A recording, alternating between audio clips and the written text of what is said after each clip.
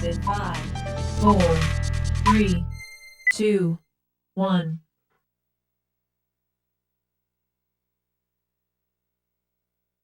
Hello friends! Today from PAC 14 and the Caregiver Resource Center, we have yet another exciting resource to talk about in our community here. Today my guest is Jackie Lisjuan. She comes to us from the Center for Hispanic Development, and a new partnership is being formed between this center and the MAC Center, where the Caregiver Resource Center is located. Jackie, happy day to you. Thank you. Same to you. I am so excited about this new project that we have going together. I am too. I'm very excited. It's all about an interpretation program, which is maybe long overdue. And before we talk about that new partnership and program, tell me a little bit more about Center for Hispanic Development. Well, thank you again for having me here, and thank you for the audience for tuning in. The Center for Hispanic Development came out of an idea of a number of friends would come to me and say, you know, Jackie, if you know of anyone that needs interpreting help, I'm here to help. I'll volunteer my time. And that continued to happen. Experts in different fields who were bilingual would just say, Jackie, you know a lot of people in the community. If anyone ever needs help, you know, come and let me know. I'd love to help. So I thought, you know, if we can just form a community organization with all of these talents in it and then offer it out to the community at little or no cost, what impact would that have on the community? And that's where the idea for the Center for Hispanic Development, Rayo de Luz, which means ray of light, that's where the idea came from. So it was just, I guess we were all in the same tune. We were all seeing a need, but it wasn't being met. And so that's what we do. We provide services to the community at little or no cost, educational opportunities that you can't find anywhere else, specifically held in a bilingual atmosphere, or Spanish, or teaching English. So we offer quite a few programs. We are fairly new as far as the organization and our site. We're going on our first year. However, the idea has been, we've put it into effect for about 3 years now. We just didn't have an official office, but we've been doing this for the last 3 years. And meeting with great success, I'll bet. We are. I think that a lot of people in the community have gotten to know us, and sometimes we find ourselves in a situation that maybe it's not a service that we offer, but we are able to form partnerships, and by forming the partnerships, then we're able to give the client the need. And at the same time connect the agencies that may be having difficulty reaching that part of the community, the Hispanic community. And language is so important. It tells us so much about a culture. I think I started thinking twice as much about the blend of Hispanics into the culture the other day when the granddaughters were visiting me at home. And the younger blonde, blue-eyed little girl looks up at me from her breakfast table after I pass her favorite fruit, strawberries, and thanks me. She says, "Gracias, abuelita." Oh, that's fantastic. And I thought, I can tell that you're in Spanish immersion school and that you are blending without a thought given to it. And it made me think again about our conversations last winter and how important that is, that we're able to understand one another. Which brings us to this new partnership.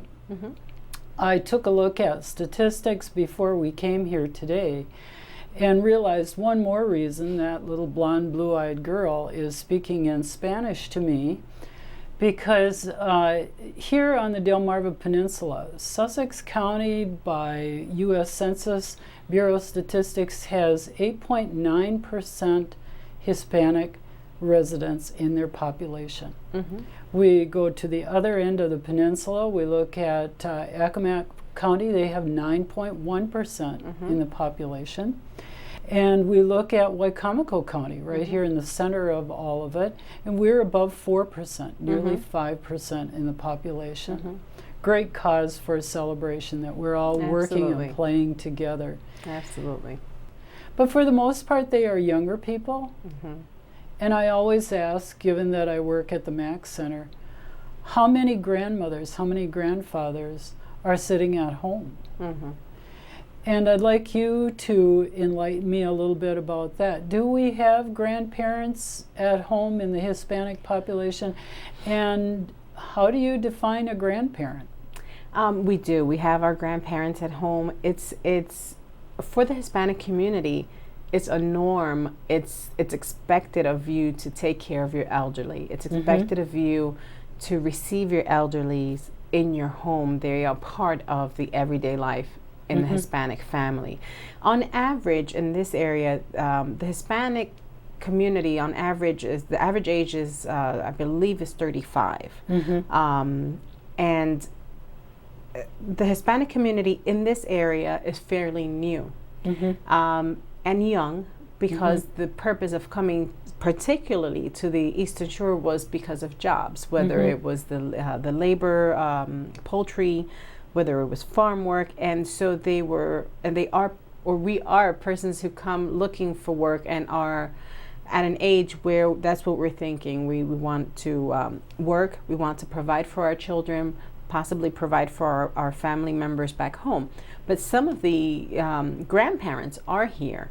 The grandparents play a great role in the decision making of everyday life. They are respected by the grandchildren. The grandparents are sometimes the ones that are staying home with the grandchildren while the adult is out working, or in college or in school. But most of the time, it's working. That's usually the way it is.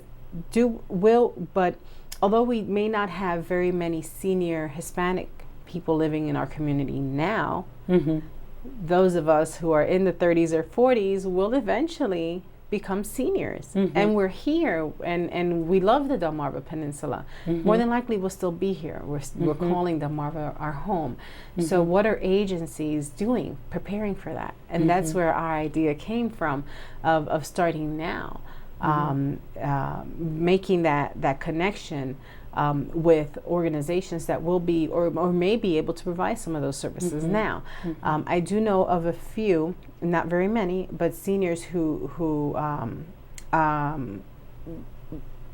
are taking advantage of the programs that you offer. And I think that there may be a lot more. It's just that they don't know it's there. And because it's not a norm for the Hispanic community to bring the elderly out of the house, but you keep them in, you protect them, you provide for them. It may be a cultural challenge, but those are services that we want to make sure that the Hispanic community is aware of. Well, I'll tell you another story that brought me closer to the Hispanic community and really caused me to think about taking some action at MAC, because at MAC we have talked a long time about a stronger invitation to Hispanic elders to visit the MAC Center and be a part of the community there of elders. And it was like this. I was in a public setting, and in that public setting, an older man and a younger man came in together, both Hispanic. And it seemed as though they were related. I'm going to guess that it was a grandfather and grandson. And they needed to do some business. They needed to conduct business. And it was necessary that you be a citizen of this country in order to conduct this business. This older man had worked far harder than the grandson or the younger man who was born in this country to earn that citizenship, something that we all cherish. He had his paperwork with him. He was prepared in that light. But when it came to understanding the forms that he needed to complete, he could not get through all of it. And out of frustration and out of embarrassment and not wanting to be a burden and hold up people in the line, he folded up his papers and left. And that really touched my heart.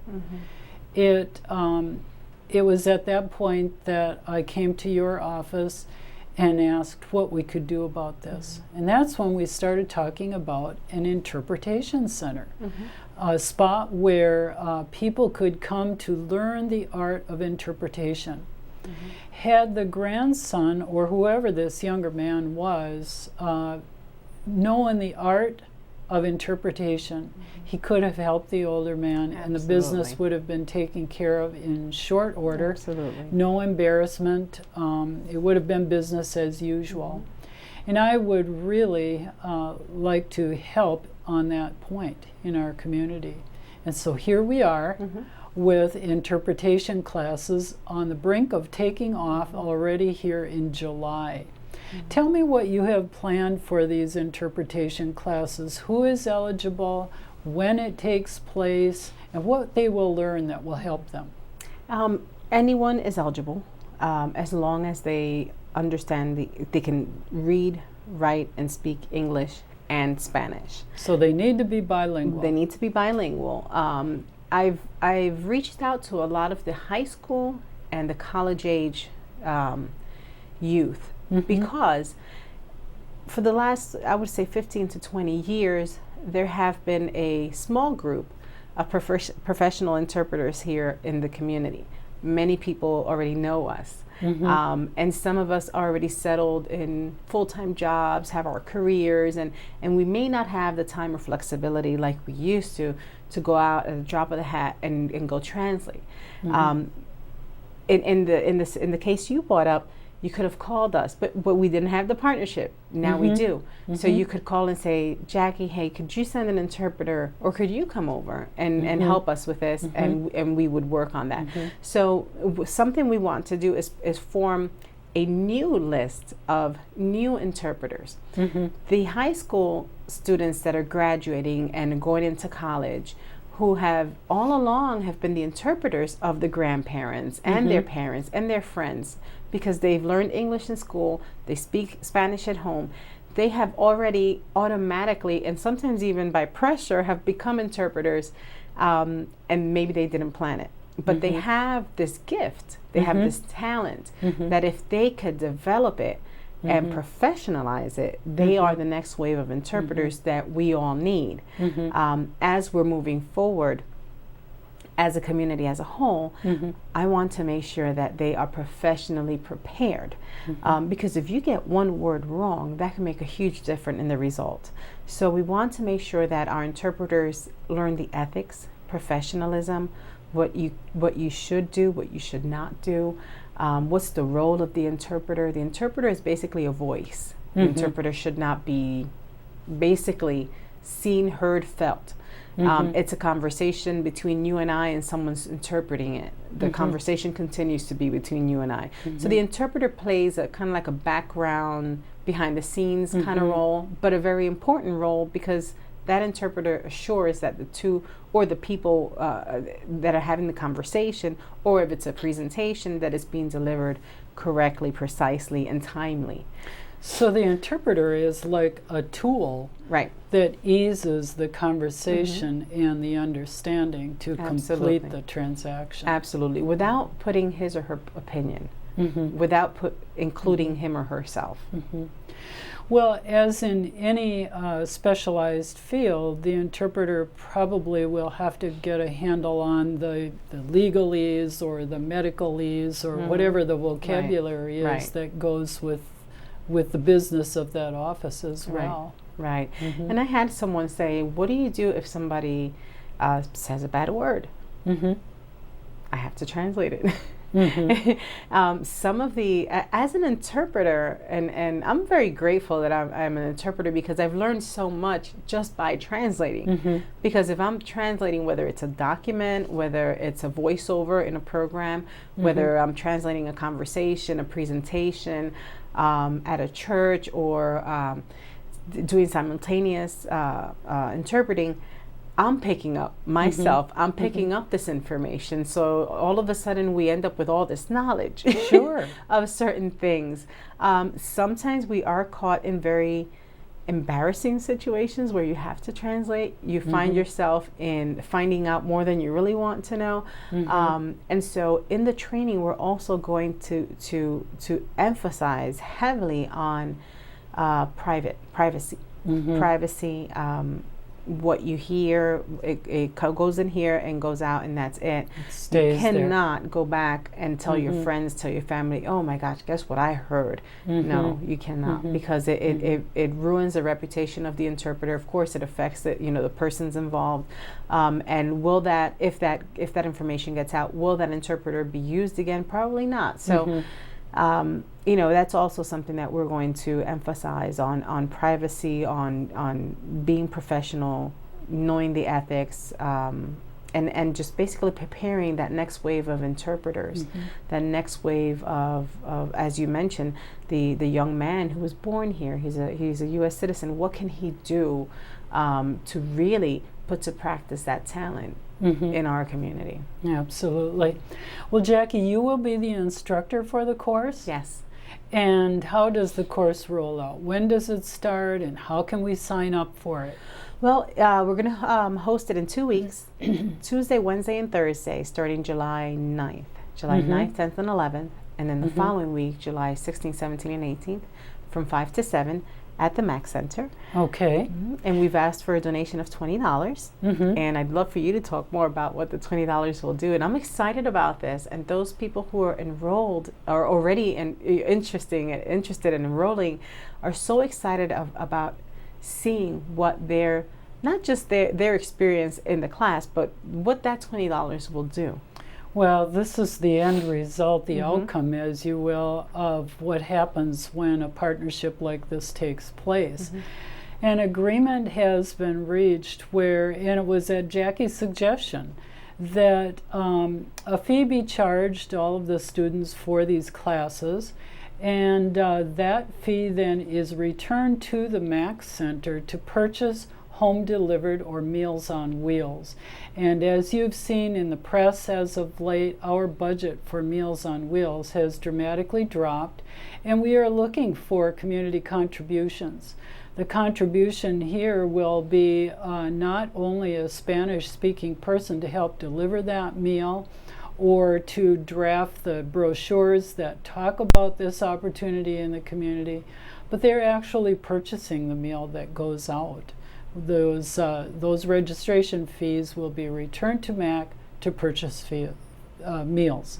And that is just a beautiful blend, We've also talked about the interpreter being on hand as Hispanic elders might visit the center for their first time to help ease conversations, make everyone feel comfortable, and really be able to celebrate a meal or an activity together. The MAC Center, for those of you who are interested, is just off Snow Hill Road. It's behind the Holly Center.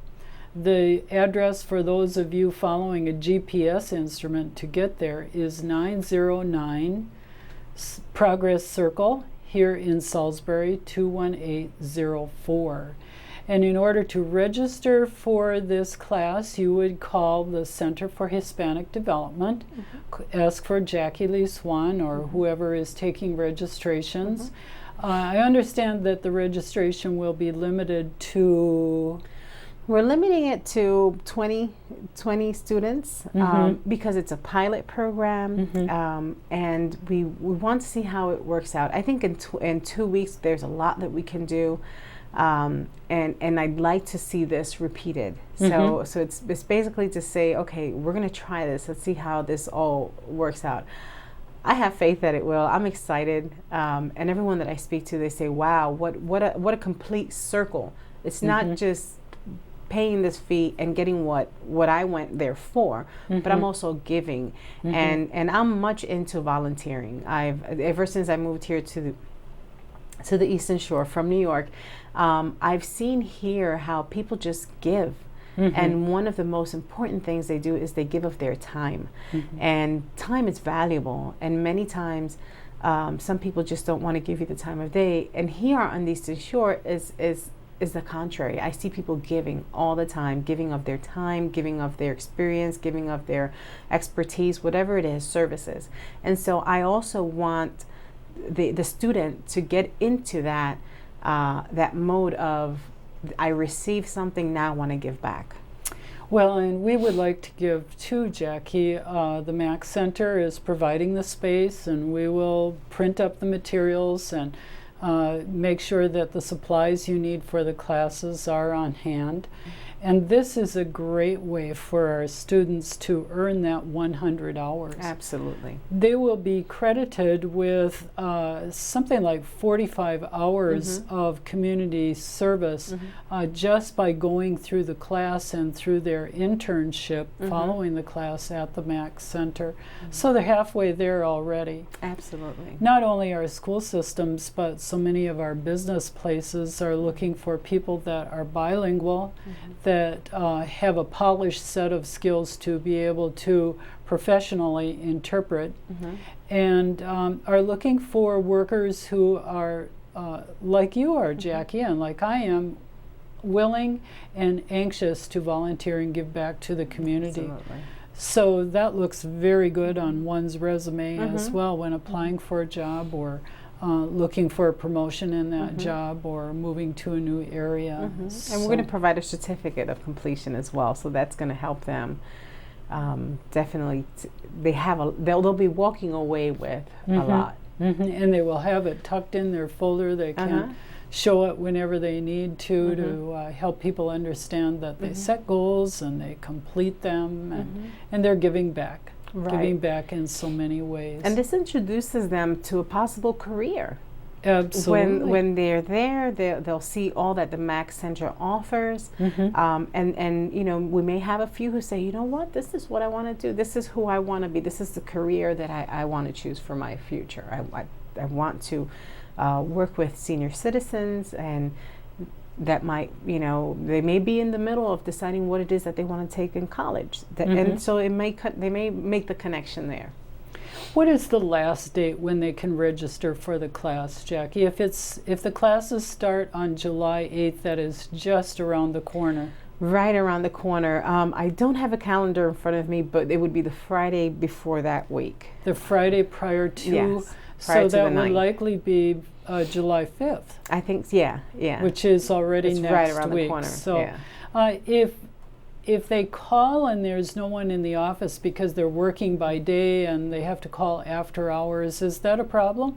Not a problem at all. I have the number that I've given at this time because of the short time. I'm actually giving my own personal cell phone number, which is 410-739-4644. And you can call and register, ask questions there, and they can call at any time. And if I'm not available, they can leave a message and I'll surely return their call. Okay. And they should return their registration fee to you or to me on their first day of class? Right.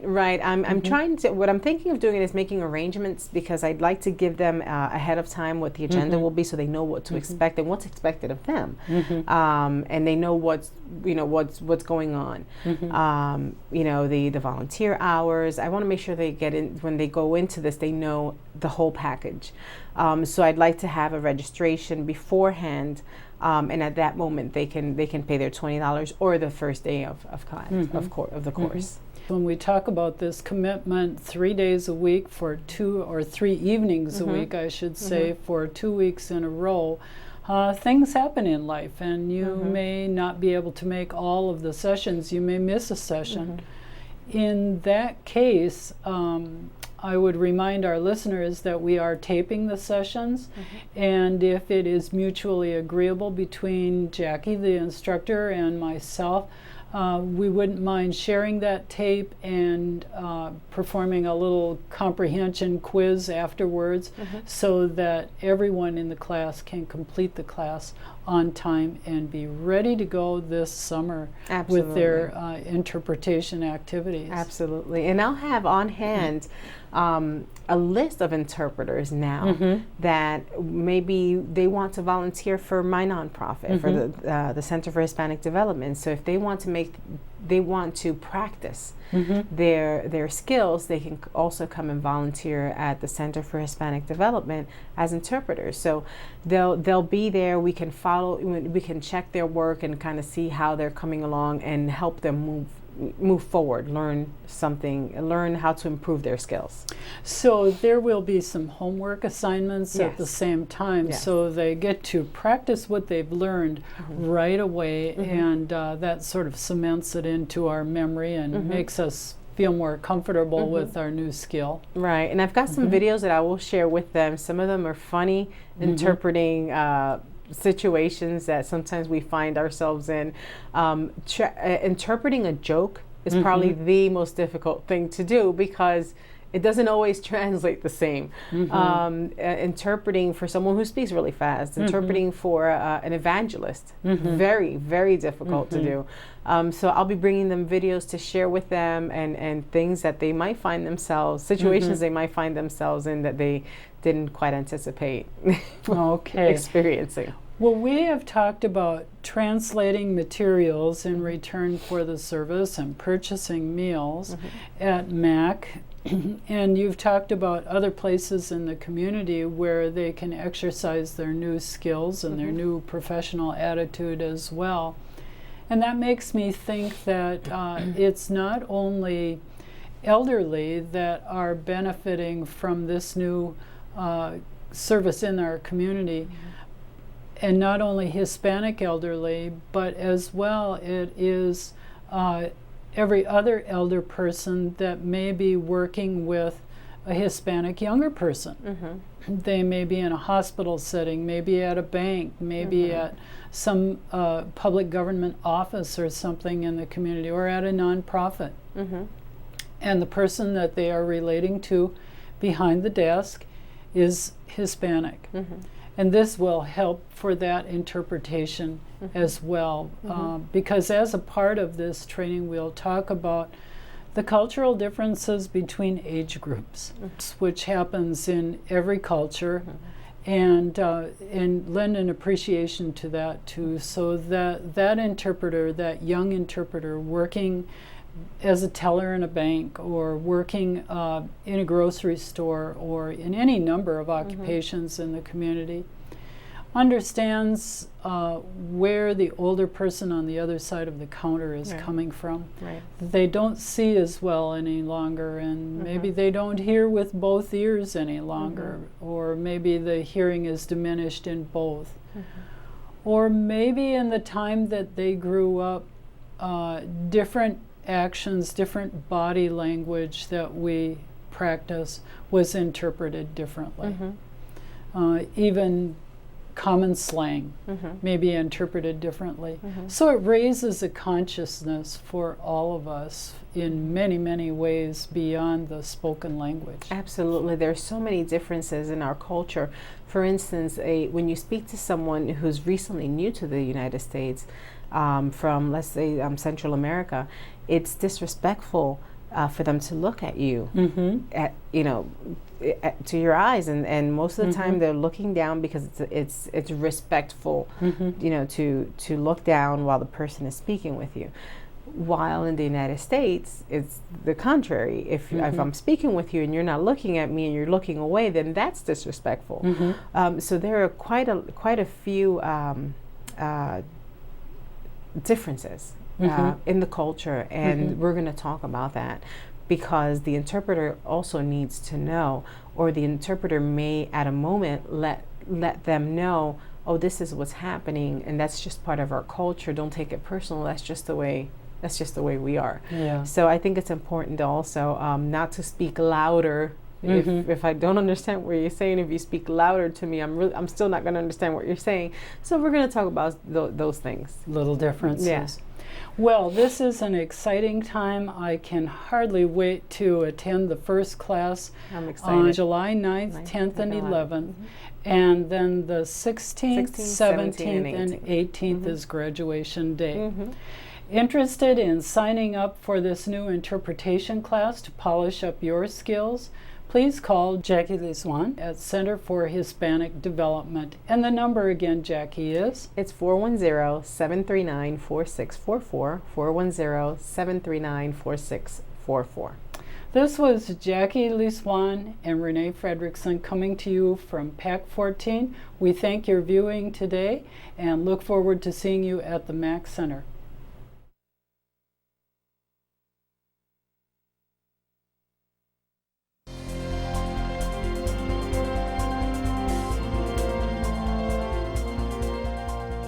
Would you like to see your community organization or nonprofit group featured on PAC 14? To get started, contact us at 410-677-5014 or visit our website at www.pac14.org. PAC 14 is a great way to connect with your community.